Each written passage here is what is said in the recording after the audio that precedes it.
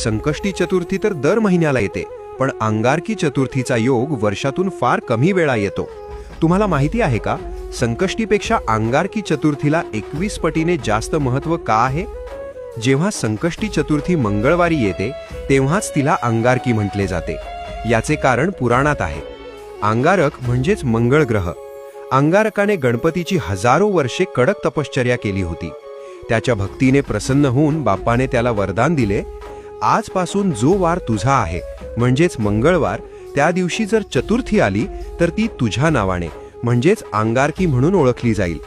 या दिवसाचे महत्त्व खूप मोठे आहे.